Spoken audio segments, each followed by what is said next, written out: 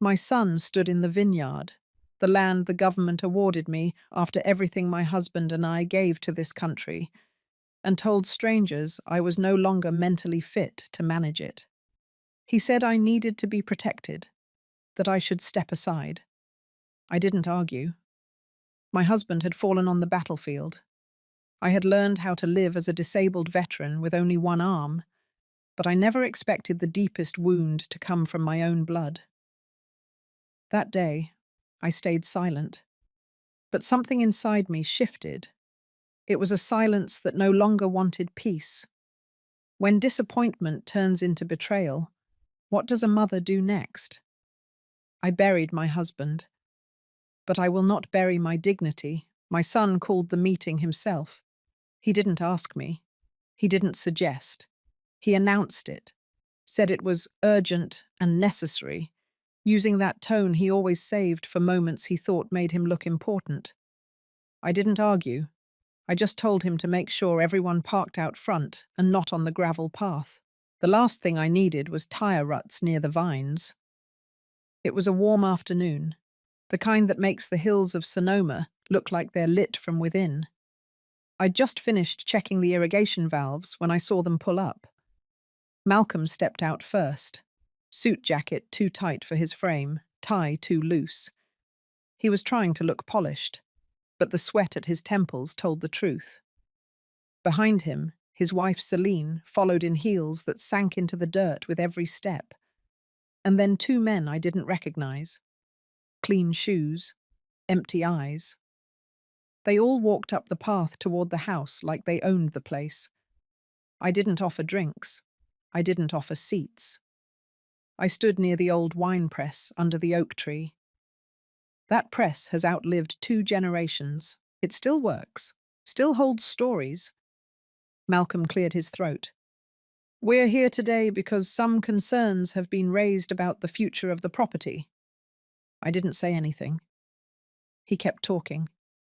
It's about long-term planning, about protecting your interests, ensuring the vineyard remains viable, legally sound, structurally managed. Celine folded her arms, nodding along like she was watching a PowerPoint presentation. That's when Malcolm pulled out the folder. Thick, tabbed, color-coded. These are the documents. Everything's been reviewed. The transfer will place the land under managed conservatorship, with oversight from myself and appointed trustees. It allows you to enjoy your life without worrying about operations. I still said nothing. He took a step closer. Mum, it's time. Let us take care of this. You've done enough. I looked past him. The vineyard stretched behind his shoulder, rows and rows of vines moving gently in the breeze. The land had been given to me after the war, not as a handout, as recognition. My husband died on foreign soil. I lost an arm in a blast that killed 5 others. They gave me 5 acres and a house to start over. And I had. I'd made peace with the missing part of me, filled the silence with pruning shears and harvests. And now, my son stood on that soil, telling me I was no longer fit to stand on it. I took the folder from his hand. I flipped through it. He started to explain again, but I raised a hand. He fell silent. I nodded slowly, as if I was thinking it through. Fine, I said. His shoulders dropped. Celine exhaled. One of the men smiled, just a little. But my voice didn't change when I added, I'll have Eleanor review it. Malcolm blinked. The accountant, I clarified. She's known me 30 years. She'll let me know what I'm signing. I handed the folder back and walked toward the house. Behind me, I heard Celine whisper something sharp. I didn't need to know the words. I'd heard the same tone from officers who didn't want women in command. Later that evening, I sat at the kitchen table with the folder open. Eleanor came by after dinner. She brought lemon bars. We went page by page. What they had prepared wasn't just a transfer of management. It was a full financial severing. Once signed, I would have no legal access to the vineyard, no control, no say in how or when anything was sold. I'd still live there, yes, but as a guest. Eleanor looked at me. Do you want to fight this? I nodded once. Then I stood up, went to the filing cabinet near the pantry, and pulled out the other folder. The one with Thomas Greer's name on it. My old CO turned legal counsel. He'd warned me something like this might happen. I just never thought it would come from my own blood. I showed Eleanor the documents Thomas helped me prepare months ago. A trust, quietly established, legally protected, binding. She read them. Malcolm doesn't know, she said quietly. No. Then let him keep talking. I nodded again. That night, I sat outside near the back fence, watching the stars come up over the ridge. There's a kind of quiet that settles after betrayal. It doesn't scream. It doesn't cry. It just breathes differently. He thinks I'm still that girl who trusted too easy. He forgot I came home with more steel in me than I left with. I won't be signing what he brings next. He'll sign something instead.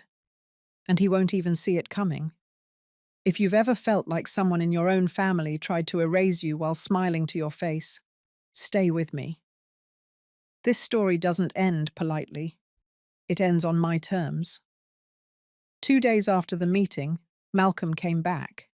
This time, without Celine or the suits. He arrived just before dusk, the sun low behind the hills, casting long shadows across the vineyard. He didn't come to talk. He came with a clipboard. I watched from the porch as he paced along the edge of the vines, pretending to inspect something. He'd never walked this land when it needed pruning. Never once showed up when irrigation broke or the frost hit early. But now he was measuring rows, counting steps, acting like he knew something about rootstock or soil acidity. I didn't move. I let him finish whatever little performance he thought he was putting on. Eventually, he walked up to the porch. Didn't ask to sit. Just leaned on the railing like he owned the place. He said the investors needed an updated valuation. Something official, he claimed. I nodded like I believed him. He talked in circles for a while, about revenue, about projections, about monetizing underutilized land. Then he paused, looked out over the vines, and said he was meeting with a developer later in the week. Someone interested in acquiring adjacent parcels, including mine. I didn't react. Not in my face, not in my voice. He added that things were moving quickly, and I should really consider signing the revised agreement. Said it would be cleaner for everyone. I told him I'd think about it. He smiled, tapped his clipboard, and left. The moment he drove off, I called Thomas. We had prepared for this, but now it was here, and I didn't want to lose momentum. He confirmed what I already suspected. Malcolm was laying groundwork. If I stayed passive, he'd move to file a motion claiming I was unfit to manage property. He'd try to push it through court based on fabricated evaluations and manipulated documentation. That night, I met Eleanor at the community centre. We sat in the back parking lot, windows down, documents between us on the passenger seat. She had gone through Malcolm's last draft. He had slipped in clauses meant to trigger a transfer of power if I failed to respond to financial requests within a 10-day period. It wasn't just underhanded, it was predatory. We didn't need more proof of intent. But I wanted it. So we built the next step. Eleanor created a duplicate of the updated agreement Malcolm was pushing. It looked identical, but was completely unenforceable. We watermarked it, time-stamped it, and filed it under my name with our legal witness. The bait was set. The next afternoon, I called Malcolm, told him I wanted to meet. Just the two of us. We met near the north slope of the vineyard, where the oldest vines were. He liked that side, said it had more character. I had always thought that was his way of pretending he appreciated things he never worked for. I handed him the folder, told him I'd read through his proposal again and wanted to give it another try. He opened the folder, barely skimming it, and signed immediately. He was too confident, too eager. What he didn't know was that the signature on that copy triggered a breach under a separate clause in the trust, a clause that Eleanor and Thomas had built in specifically for this purpose. It was done. That evening, I had the signature verified and the violation filed. Legally, it changed everything. Now we had concrete evidence of malicious intent and fraudulent coercion. But I wasn't finished. I spent the next day with Sophie, walking the property, taking notes on everything she had done this season. Her work ethic was steady. She had trained new hires, restructured harvest schedules, and even solved a mildew problem that could have ruined the Cabernet section. I had already started the process of naming her as Transitional Operations Manager under the trust. She didn't know yet, but she would. The following morning, a letter was sent from Thomas's office to Malcolm and his attorney. It was brief, direct, and final. Effective immediately, Malcolm Lancaster was prohibited from acting on behalf of or making decisions regarding the Lancaster Vineyard or any assets connected to it. I heard nothing for the rest of the day. No calls, no emails, just quiet. Until dusk. He showed up again, this time without a clipboard, no jacket, no mask of politeness. He stepped onto the porch, stood in the same spot as before. But he didn't lean this time. He stared at me like he didn't recognize who he was dealing with. I let him stand there. I didn't offer him a chair. He said he was confused, said the letter must be a mistake, asked if this was some kind of overreaction. I told him the signature was his, that I had offered transparency, and he had offered deceit. He raised his voice, accused me of manipulating him, said he was just trying to help. I didn't flinch. I had heard better lies from worse men. He left, not long after. Not a word of apology, not a single question about what would happen next. But I already knew.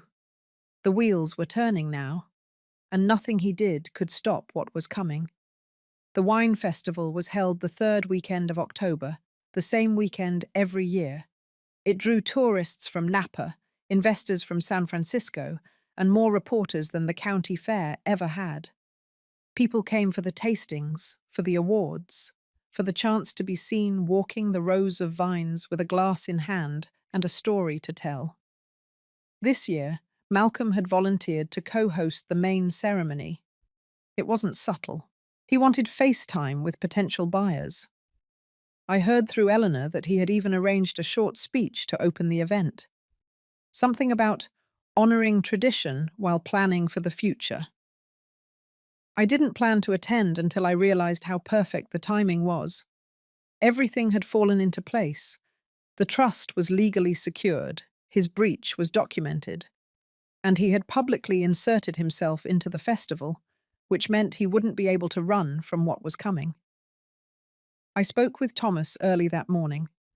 He confirmed the documents were filed. A press copy was prepared, a statement drafted, and the clip was edited.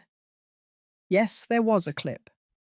1 week earlier, I had invited Malcolm to the house under the pretense of discussing transitional planning. He arrived casual, too relaxed, assuming I had softened. I had asked Sophie to set a voice recorder in the hallway. She knew where to hide it. The hallway between the porch and kitchen caught everything. In that recording, Malcolm bragged about securing a tentative deal with a developer, called the Vineyard Undervalued, and said I wouldn't understand the scale of the opportunity. He referred to me as senile but sweet, and admitted he planned to ease me out slowly, keep me on site just long enough for optics, then transition me out of the property entirely once he had full control. I didn't say much during the meeting, just let him talk.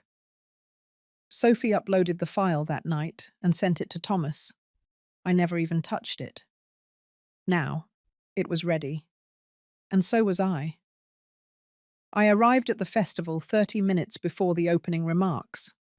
I didn't wear anything dramatic, just the same navy dress I wore to my husband's funeral, paired with the silver pin he gave me before deployment. It was the only thing I had left that was truly his. Sophie walked beside me. She didn't know everything, but she knew enough. She carried a small folder. I carried nothing but a quiet kind of clarity I hadn't felt in years. The festival stage was set up on the east lawn, rows of chairs filled with guests, sponsors, local press. Banners with vineyard logos fluttered against the breeze, tables of wine glasses already half emptied. Malcolm was center stage, talking to a man in a tailored blazer, laughing, smiling. He didn't see me right away. Then he did. His face shifted. Not fear, just confusion. I sat in the front row. Sophie stood near the press table. She gave me a small nod. The host took the mic, welcomed everyone, gave thanks to the local sponsors. Then he introduced Malcolm as a representative of one of Sonoma's legacy vineyard families. Malcolm took the stage, spoke smoothly, practiced, said the vineyard had entered a new phase, said he was proud to take on greater leadership, said his goal was to build on the past without being bound by it. Then he gestured toward me, called me a guiding hand. I didn't blink. When he finished, the applause was polite. Then the host announced a brief intermission before the awards segment. That was my cue. I stood up, walked up the side stairs. The mic was still hot. I thanked the host quietly, then turned to face the crowd. Some knew me, some didn't. But all of them saw me as Malcolm's mother. I told them I was here to clarify a few things, not to speak in anger, not to shame anyone, just to correct the record. Then I asked Thomas's assistant, who had arrived earlier, to hand the press table the printed release. He did. Reporters opened the envelope. Inside was a certified statement of legal transfer. The vineyard, effective 3 weeks ago, had been moved into a protective trust. Ownership, management, and all associated rights had been removed from private hands and placed under the stewardship of a non-profit dedicated to preserving veteran farmland. Then I paused, and I nodded to Sophie. She tapped her phone. The audio began to play. Malcolm's voice echoed through the lawn. Clear, arrogant. He talked about me like I wasn't there. Talked about the land like it was a chess piece. Talked about removing me like it was just paperwork. When the clip ended, the silence was heavier than before.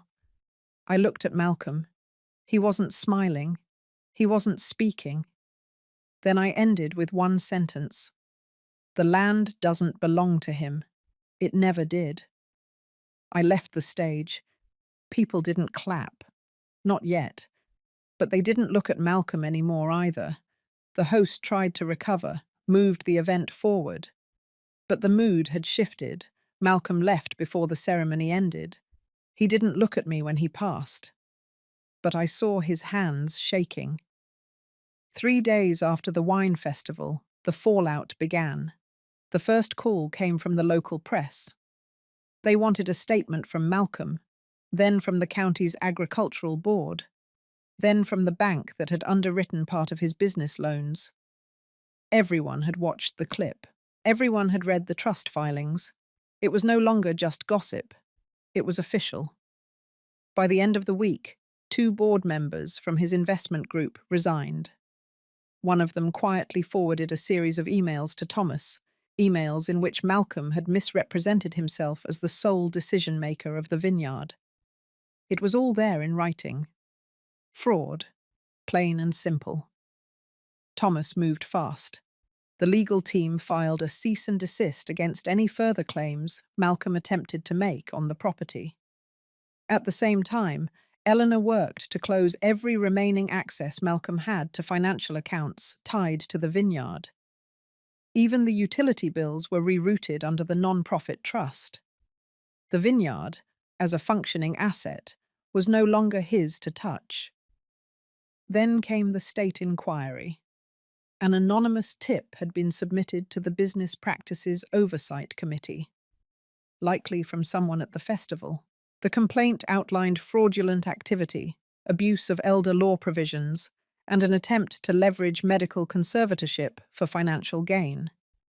They opened an investigation. Malcolm tried to call me twice that weekend. I didn't pick up. He sent a text the third day, just one sentence. "You didn't have to do this." I didn't reply. By Monday, his personal accounts were frozen. A lien had been placed on his condo, and the law firm that had once represented him quietly pulled back. They claimed conflict of interest and withdrew. None of this was my doing alone.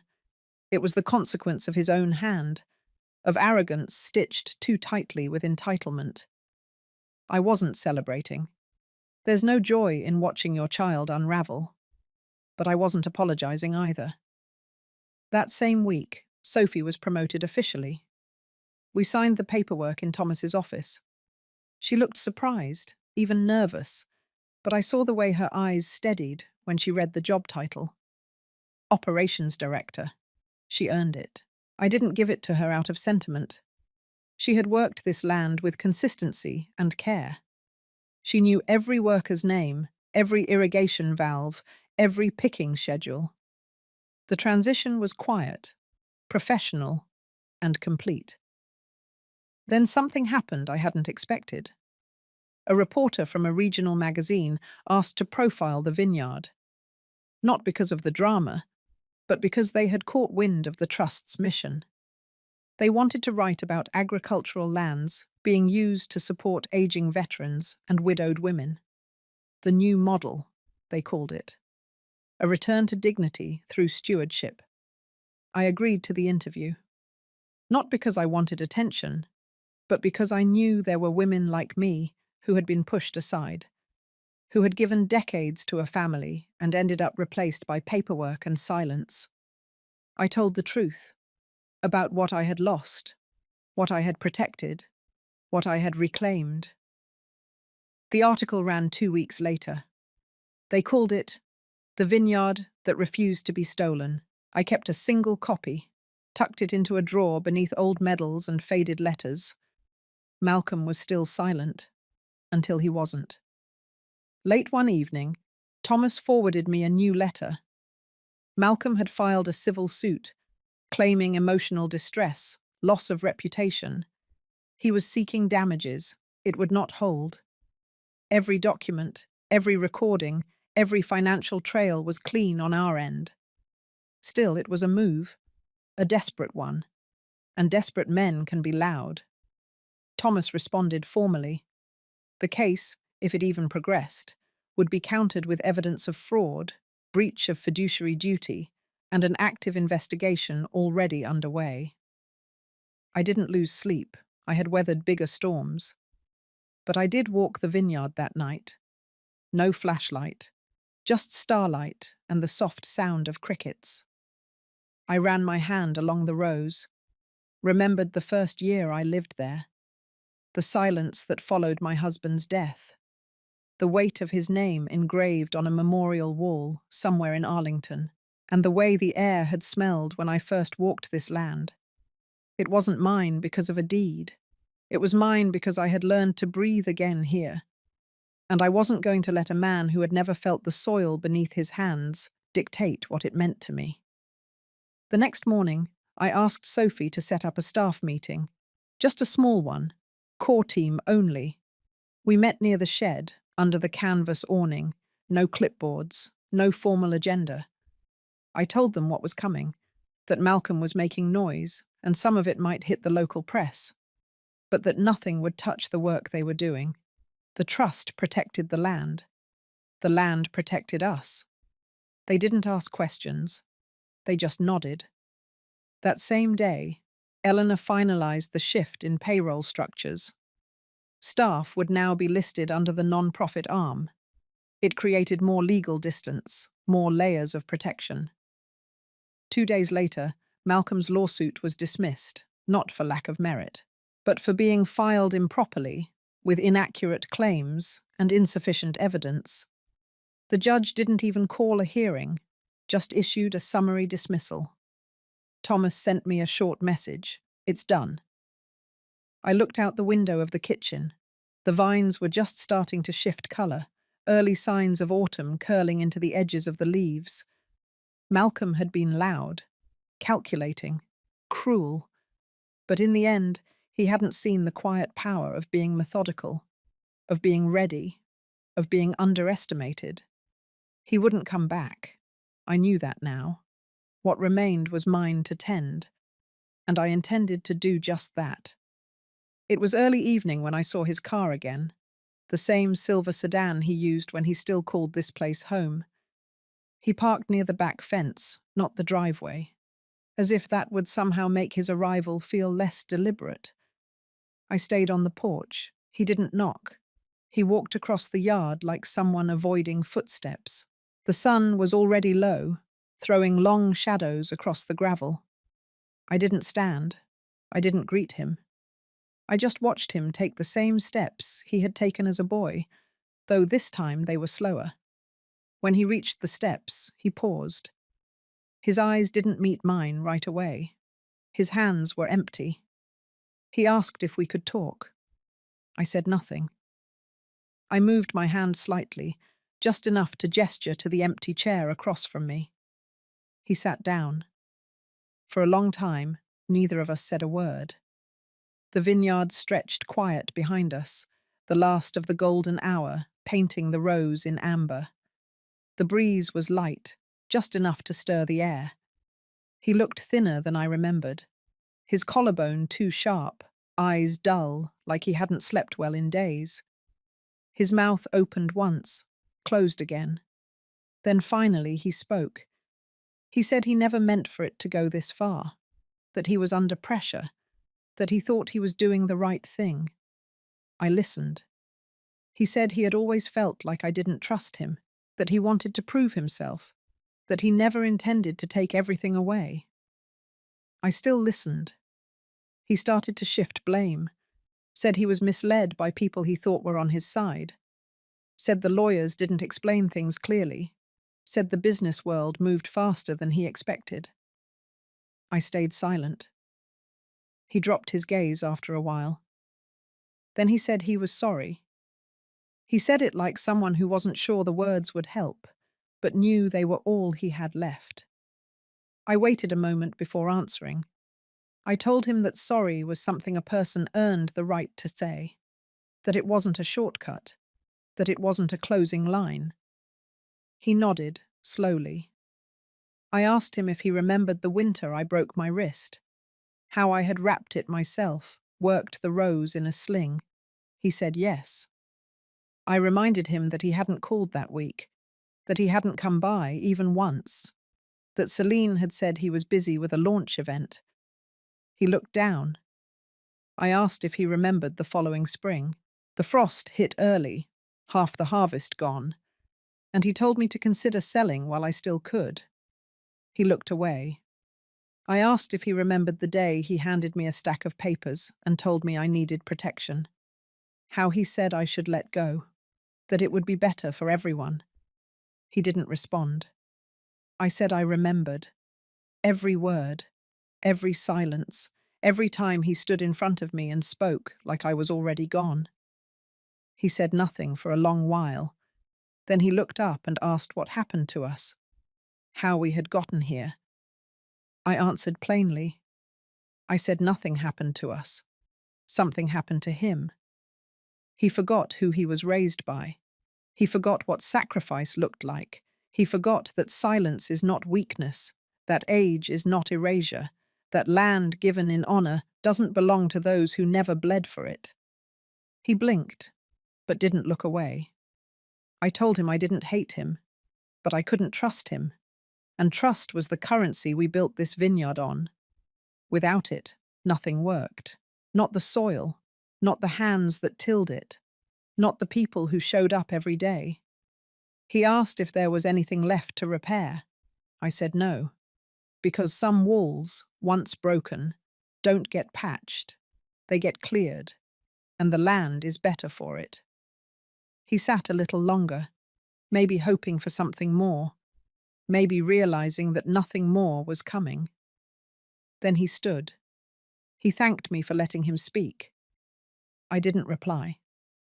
He walked back to the car, the same quiet steps he used coming in. The door shut gently. The engine turned over once. He didn't look back. The taillights disappeared down the dirt road. I stayed on the porch until full dark. Then I stood, walked to the gate, and slid the old wooden latch into place. It clicked shut with a weight that felt final. Inside the house, I poured a glass of water, sat at the kitchen table. The documents were still there. The legal records, the trust ledger, Sophie's new payroll list, everything in its place. I placed my palm flat on the surface. Solid, simple, real. There were no trophies to be won here, no revenge to savor, only balance restored, and peace returned. The morning after Malcolm left for the last time, the vineyard was quiet in a different way. It wasn't just the quiet of early light or dew on the grass. It was the kind of quiet that comes after a storm clears and the sky forgets to be angry. I opened the kitchen window and let the cold air in. The smell of wet earth and morning sun drifted across the room like something clean. I made coffee and stood barefoot in the doorway, watching the rows stretch toward the edge of the hills. Sophie was already out there. I could see her near the western slope, talking to two of the new hires. She wore a flannel shirt tucked into old jeans, a clipboard in one hand, gloves in the other. She looked like she belonged. After breakfast, I walked down to the barn. The floor creaked under my boots, same as always. I pulled down the old chalkboard we used during harvest season and wrote up the week's tasks. Tidy rows, oil the press, check barrels.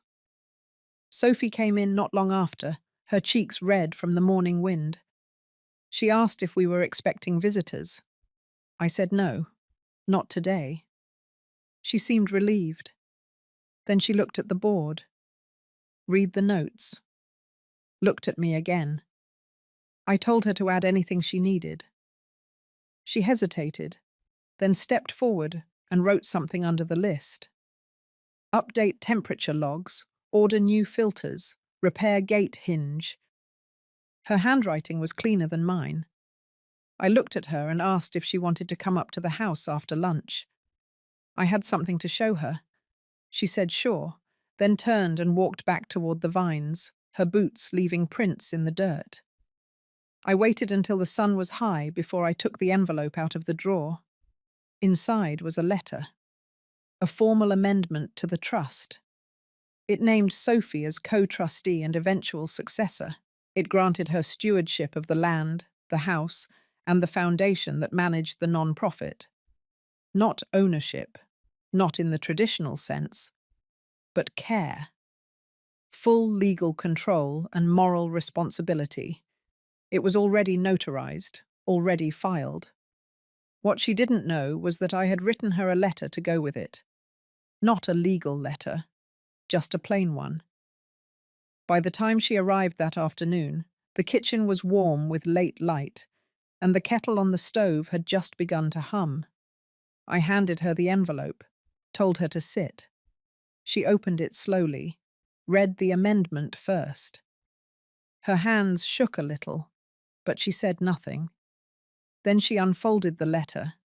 She read it all the way through, lips moving just slightly. When she looked up, her eyes were damp. I didn't speak. I let her take whatever time she needed.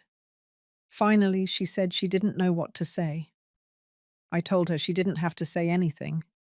She had already said it with the way she showed up every morning, the way she stayed late without asking for more, the way she spoke to the workers like people, not staff, the way she had looked at me after the festival, not with pity, but with a kind of recognition. She asked if I was sure. I said yes. Not because I was tired, not because I had given up, but because I had finally understood what this place was meant to be. It wasn't a reward.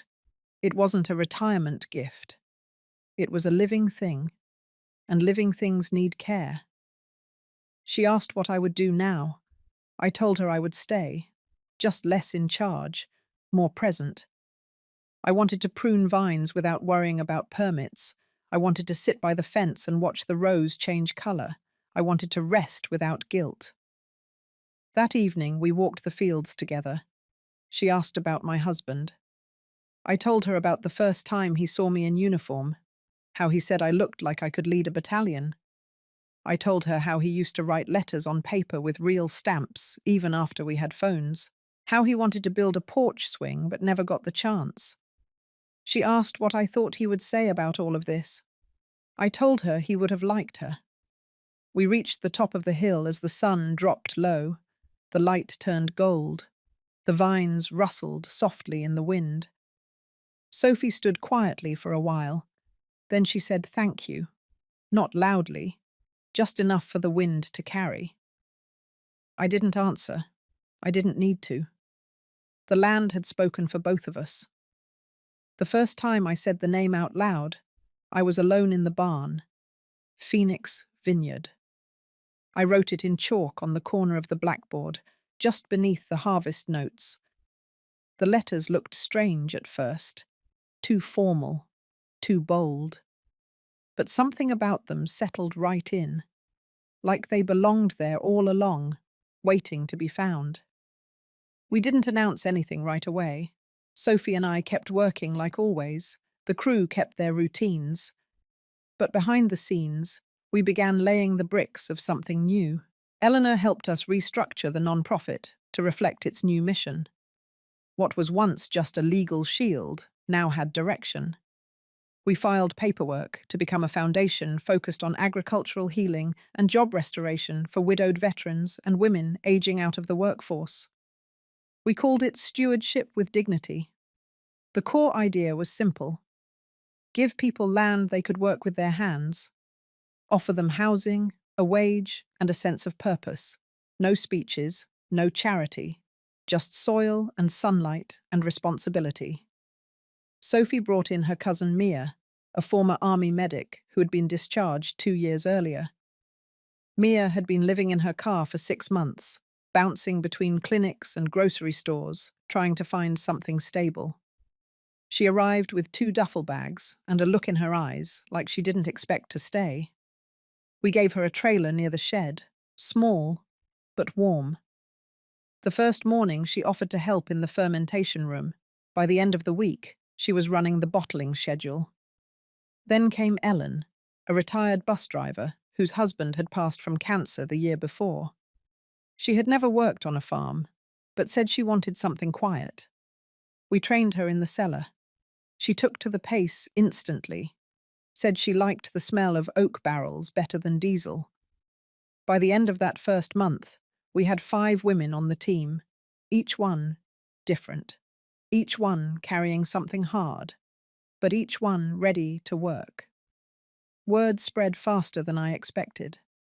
A journalist from a veterans cooperative came by and spent a day with us. She didn't ask for interviews, she just watched. At the end of the visit, she wrote in her notebook that the vineyard breathed like it had lungs again. Sophie kept everything running: payroll, scheduling, deliveries. I started to step back from decisions and into mornings that were slower, steadier. I still walked the rows, still trimmed branches when the weather allowed, but I no longer carried the weight of ownership. I carried memory. I carried presence. One afternoon, we sat in the tasting room with a small group of local volunteers: teachers, retired nurses, an old mechanic who used to work with my husband. We asked them what they thought the community needed most. The answer came quiet, but clear. Access, not just to jobs, but to belonging. People were tired of being pushed aside, tired of being told their usefulness expired at a certain age. They didn't want speeches or programs. They wanted work that mattered, connection that stayed. That same week, we converted the back half of the barn into a classroom. No whiteboards, just long tables, good coffee, and hands-on learning. Mia taught basic first aid and vineyard safety.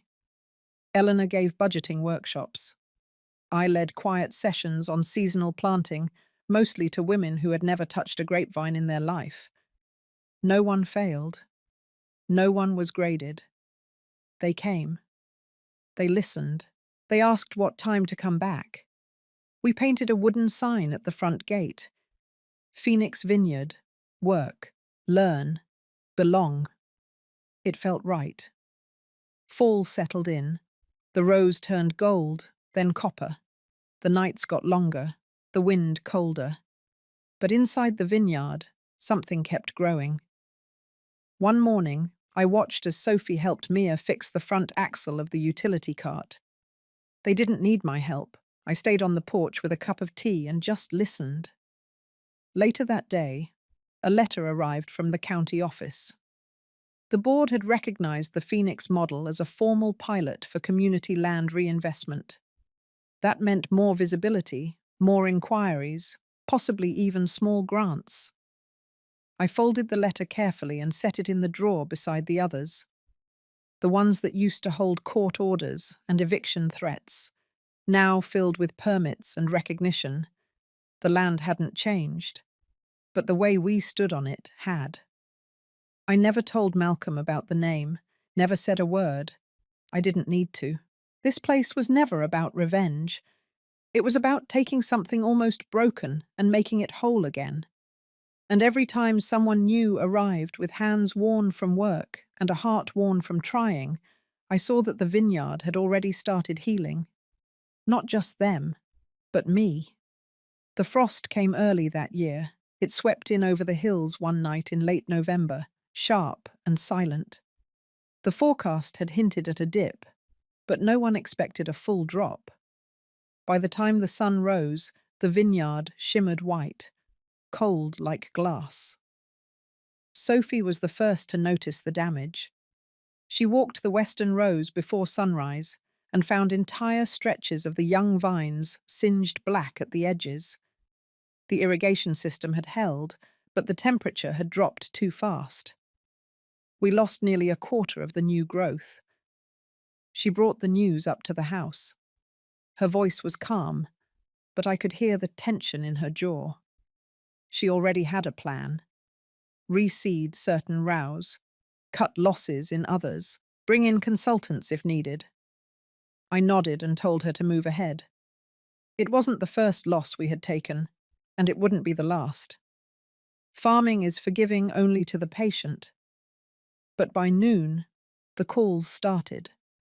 First, it was the produce distributor, then the city council representative, then a regional news outlet.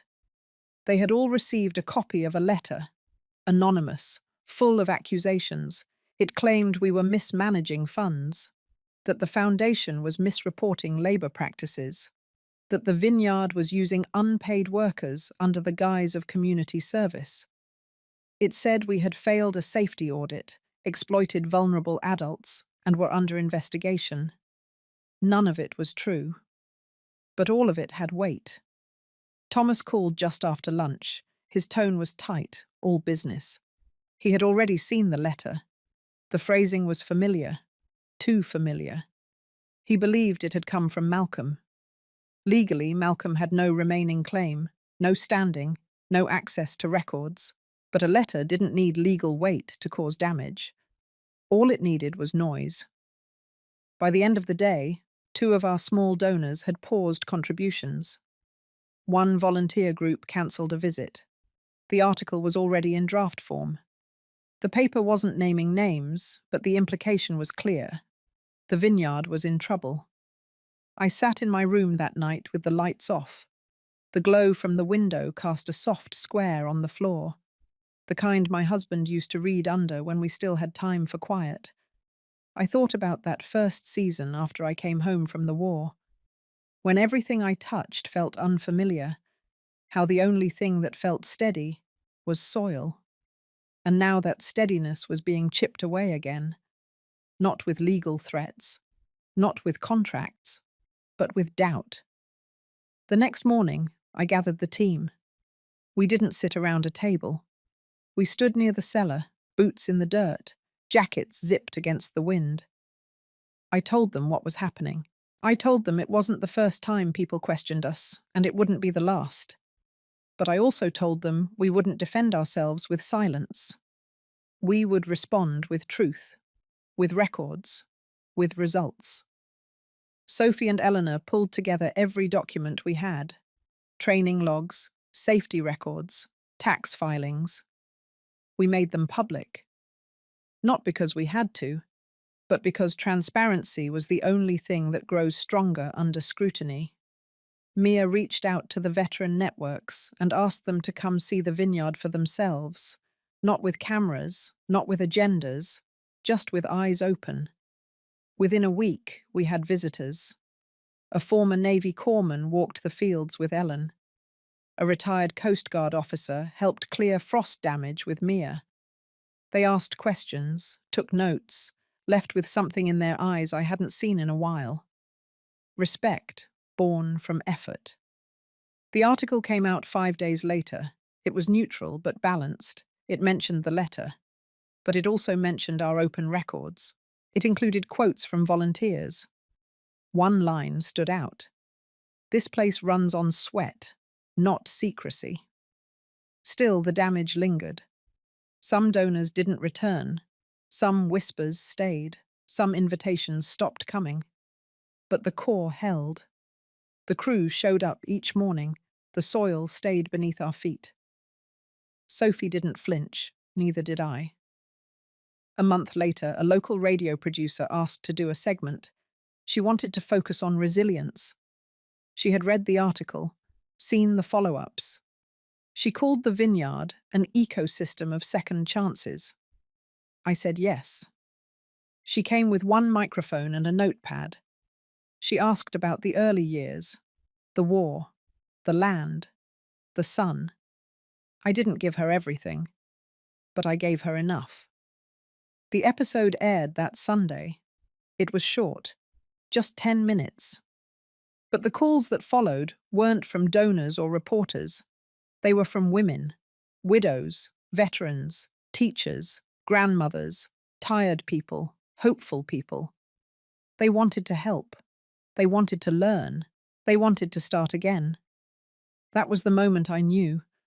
The vineyard wasn't fragile. It had been burned and buried and cut back. And still it stood. Still it gave. And as long as it did, I would too. The envelope sat on my desk for 3 days. It was thick, cream-coloured, with the vineyard's embossed seal at the top. My name, Dorothy Ainsley, printed in serif font at the centre. Below that, a line I hadn't written before. Founder and Chair Emerita, Ainsley Veteran Foundation. The title meant nothing to me. Not really. But it meant something to the rest of them. To Malcolm, especially. The board had already approved the restructure. The legal team had filed the transition paperwork quietly, from a family-run LLC to a community non-profit under state protection. I didn't need my son's approval, and I certainly wasn't asking for it. But still, I wrote the letter. Not for reconciliation, not for revenge, just for truth. Inside the envelope was a single sheet. Heavy stock. My handwriting, small and even. No flourishes, no pleasantries. It started like this. You said I would lose everything if I chose strangers over blood. You said I'd regret turning my back on family. But what you never understood was that family is not defined by who shares your name. It's who shows up, who stays when things crack, who helps put things back without demanding a share. I didn't mention the lawsuit, didn't detail the frozen accounts or the discovery files, or the fact that his attorney had quietly withdrawn 2 weeks ago. I didn't list what the new board had done in the past 6 months. the grant awards, the land preservation deal, the Women's Veteran Housing Initiative we were about to launch. I didn't need to. Malcolm would hear about it all eventually, but the part I needed to say, I said plainly, "You did not fail because you were cut out. You were cut out because you chose yourself, over and over, until there was nothing left of the people around you." And at the bottom, I signed it. Dorothy Ainsley Mother, veteran, owner. But I never mailed it.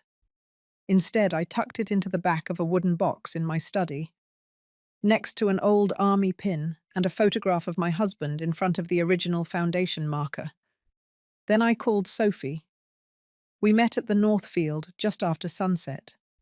The air was cool but not biting. The vines had already been pruned for winter. The soil smelled like rain and cut stems. She walked with purpose, no hesitation. She had grown into this role in a way I couldn't have predicted. Maybe because she had nothing to prove, just something to protect. I handed her the legal transfer documents. Her hands didn't shake. The foundation was hers now, not in title only, but in structure. The bylaws had been rewritten, the protections in place. Any attempt to revert it back to private ownership would trigger an automatic review by the state. And even if someone tried, there was nothing left to take. I had already rerouted the trust into 3 parts: one for housing women veterans over the age of 50, another for agricultural education for widows of war, and the third for rehabilitation programs for wounded caretakers like myself. Not 1 cent would go to any blood relative. The vineyard no longer belonged to me. It belonged to those who needed it. I thought I would feel a wave of grief in that moment, or something close to the loss I felt the day my husband didn't come home. But I didn't. I felt clean. Sophie stayed silent for a long moment. Then she did something simple. She reached into her coat and pulled out a small pin. It was shaped like a vine curled around a single grape. She had it made by one of the young artisans from the outreach program. She pinned it to the lapel of my jacket. She didn't say thank you. And I didn't need her to, because what she did next said more than any speech.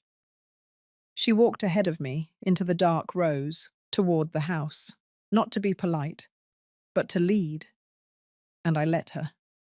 Later that night, I sat alone on the back porch with a cup of black tea and no phone. The sky was sharp with stars. Coyotes howled somewhere deep past the tree line, the kind of night that used to make me ache with memory. Now it felt like memory had loosened its grip.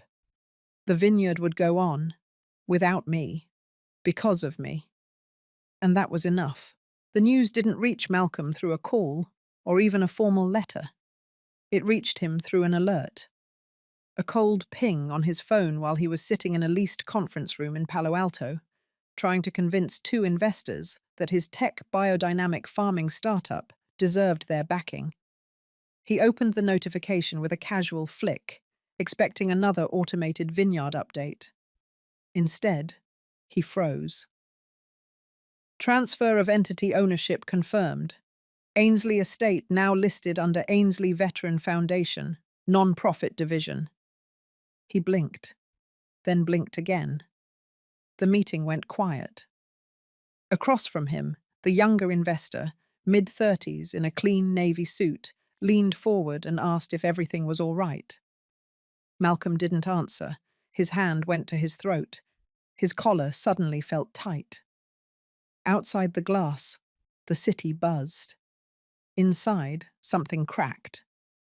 He excused himself, stepped out into the hallway, and made 5 calls in a row. No one answered. The vineyard's general manager, the accountant, even Jenna. By the time he called his lawyer, the man already knew. "You didn't tell me the ownership was at risk," the lawyer said. His voice wasn't angry, just distant. "I can't represent you if you weren't transparent with me or the firm. Consider this our last correspondence." Malcolm stood alone in a hallway, lined with awards he didn't earn, surrounded by men pitching green dreams with someone else's land. And his grip on everything he thought was his began to loosen. It got worse quickly. The next morning, the news was public. The local paper ran a full profile on the Ainsley Veteran Foundation's restructure. Dorothy's face in black and white, stoic but proud. Headlines spoke of legacy, vision, and generational restoration. Buried in the article, almost as an afterthought, was a one-line quote. "The land should serve those who served, not the ones who only inherited its shade." No name mentioned, but everyone knew who it was for. A donor conference he had scheduled that week dropped him from the lineup. 3 board members from a venture group he sat on quietly withdrew their support. And the startup's primary investor, a veteran himself, pulled funding by Friday afternoon. Malcolm drove up to the vineyard 3 days later, not to speak, just to see. He parked outside the gates and stared through the fencing, expecting to feel some rush of anger or urgency, but what met him was a quiet he couldn't interpret. The new sign was already up. Ainsley Veteran Foundation, Northfield Housing Project, opening fall. A young woman in a grey work vest walked across the gravel toward him. She didn't smile, didn't frown, just pointed to the sign behind her and said, "We don't allow unregistered vehicles beyond the gate. Security's been tightened." He gave her his name. She blinked once. That doesn't change the rule.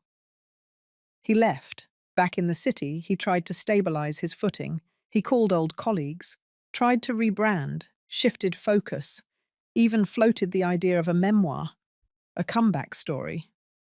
But Dorothy had been methodical. Every asset once tied to his name was now reallocated. The bank account they had once shared for vineyard operations had been frozen months earlier. Dorothy had rerouted all the funds through the non-profit's financial protection channels. Anything Malcolm tried to access triggered an automatic audit. The house he thought he'd inherit after Dorothy passed had been quietly rezoned and transferred under the foundation's trust. Even the car he had been leasing through vineyard funds was now in default. A quiet but precise humiliation. Then came the final blow. An article on the homepage of a major agriculture investment blog. It wasn't about him, but it was. It was about failed legacy ventures. How generational wealth, when built on selfishness and assumption, collapses faster than sandcastles at high tide. The article referenced several examples. His name wasn't mentioned, but there were just enough details to make it unmistakable. A friend forwarded it with a half-hearted emoji. That night, Malcolm sat alone in a condo he didn't own, with a drink he didn't enjoy, and stared at a wall he never decorated. His wife had left the month before, said he was angry all the time, said he'd changed. He hadn't changed. He had just been revealed. And there was no vineyard to run to anymore. I heard Malcolm had returned to town 2 days before I saw him. Ava was the first to mention it, briefly, as we sat at the back end of the community garden that used to be the old bottling shed. She didn't say much, just a soft, cautious, "He's back." I had expected it. What else was he going to do, now that the show had folded? Still, my body tensed as if someone had tapped on a bruise that had almost healed. When I walked into the main office of the foundation that morning, he was already there, sitting in the lobby, legs crossed awkwardly, head bowed like a child waiting outside the principal's office. He stood when he saw me, but not fully. His back curved forward, as if he had aged decades in a matter of weeks. I didn't offer a smile. I simply nodded at the assistant and said, "Let's use the East Conference Room." We walked in silence down the hallway. The lights were bright. The air was cool. Outside the windows, I could see the early volunteers setting up the spring planting beds. The room was quiet when we entered. I closed the door behind us and stood at the far end of the long table. Malcolm hesitated, then slowly sat at the closest chair. He looked down at his hands, then up at me. I remained standing. He began softly. I could barely hear him. I didn't come here to fight. I stayed silent. He continued. I didn't know what I was doing. I was angry. I thought, "You thought it would always be yours," I said. Not loud, just even, steady. He swallowed hard. His hands folded and unfolded on the table. I made a mess of everything. Yes, you did. There was no dramatics, no yelling, the way people expect when families fall apart. There was just the weight of air between two people who once belonged to the same home and now sat across the ruins of it. He said, "You could have warned me, given me a chance to fix it before going nuclear." I stepped closer but still didn't sit. You had years of chances. What you wanted was forgiveness without accountability. That's not a transaction I make anymore. His jaw clenched. His eyes, for a moment, flickered with the old defiance. But it didn't last. That part of him was tired now. "You gave everything away," he said, more to himself than me. "The land, the money, the name. I gave it to something bigger than us, bigger than your pride, bigger than my pain.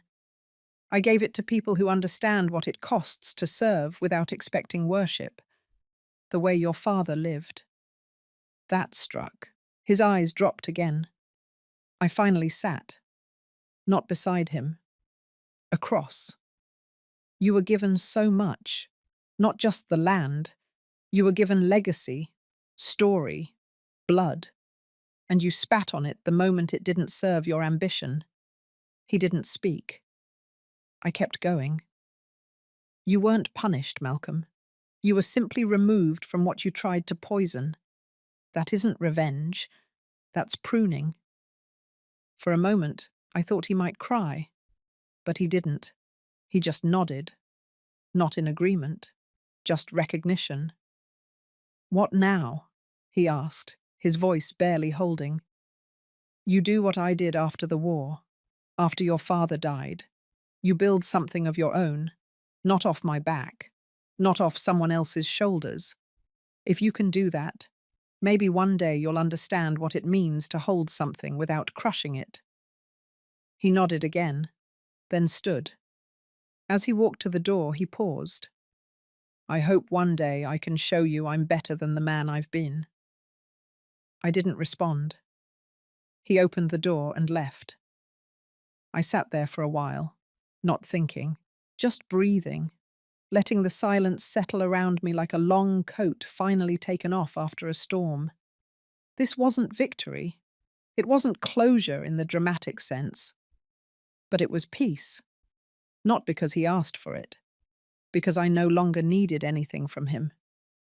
It rained the morning we dedicated the new wellness wing, not heavy, but steady, like the earth was finally exhaling. The ribbon across the gate was a soft blue, the same shade as the hydrangeas that once grew wild at the edge of my garden. I stood beside Ava, who wore her grandmother's brooch and carried a clipboard like it was an extension of her will. She whispered the schedule softly, but I wasn't listening. Not really. I was watching the sky, letting the drops fall gently on my hands. Behind us stood the women, the ones I'd taught, the ones who had lived through storms even darker than mine. Former medics, displaced mothers, one woman who survived a fire with only the skin on her face spared. They wore blue scarves and carried little cards with their names embroidered. They didn't look like survivors. They looked like a future. The plaque read, "The Dorothy Ellsworth Center for Restoration. For those who were told they were too much or too little, come, be whole." When they called my name, I didn't prepare a speech. I just stepped forward, let the mic rest in my palm, and said what I had carried for so long. I wasn't always kind to myself. I mistook silence for grace. I let others carve names into my back and called it loyalty. But what you see here today isn't revenge, it's reclamation. I stepped back. That was all. And they clapped, not wildly, but warm and full. Later that evening, long after the last folding chair had been packed and the lawn cleared, I walked back to the lake house alone. The porch light glowed faint yellow. The chairs were dry now, and the breeze smelled like cedar and fresh soil. I sat slowly, my left arm, still tender after all these years, resting in my lap like it always had. I thought of Franklin. He would have laughed at the ceremony. He never liked big gestures. But I think he would have liked the purpose, the groundedness of it all. Not a monument, but a place that breathes. The wind shifted. I could hear owls farther out in the trees. In my pocket was a letter, one I had written weeks ago, not to Malcolm, not to the community, to myself. I unfolded it now and read it silently. You have survived more than they will ever understand. You did not break when it would have been easier. You did not scream when silence made you stronger. You did not disappear. You became. Not out of spite, but out of choice. You walked out of fire and built a home from ash. Let this be enough. I tucked the letter under the cushion. The next morning, I would teach a class on strength training for women over 60. Ava had made me promise. We would laugh, maybe cry. But no one there would call me a burden again. Malcolm had not returned since our talk. He might come back one day, or not. Either way, I had no room left in me for unfinished stories. I had this porch, this view, these roots. The lake did not shimmer tonight. It was still, wide, steady, like me. If you've made it this far, maybe you've carried something too. Pain that went unspoken, respect that was never returned, or silence mistaken for weakness. I hope Dorothy's story reminded you that it's never too late to reclaim your worth. Not with noise, but with clarity, with calm. If you've ever had to walk away from those who said you owed them everything just to protect what's left of yourself, you're not alone. Leave a light on for yourself. You deserve to come home.